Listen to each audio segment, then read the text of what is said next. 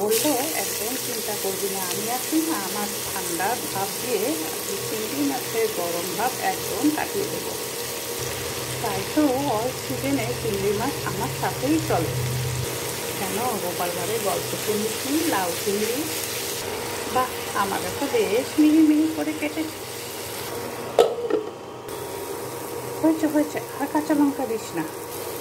ও এখন বুঝে আমাকে ফেসিয়াল করবি?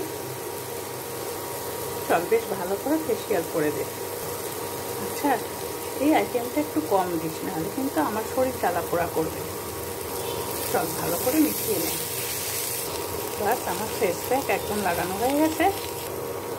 ওহো সুগারও দিচ্ছিস, তাতে কিন্তু আমার টেস্টটা দারুণ হয়। আয় আয় আয় চিংড়ি মাছ আমার সাথে মিশে যা। তোকে আর কেউ বলবে না যে চিংড়ি মাছ গরম জিনিস গরমে কিনে খেতে নেই। আরে অল্প জল দিয়ে আমাকে একটু ভিজিয়ে দে।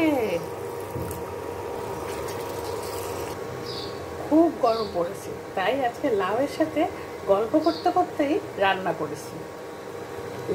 লাউয়ের সাথে লাউয়ের মতন গল্প করতে করতে লাউ রান্না করেছি।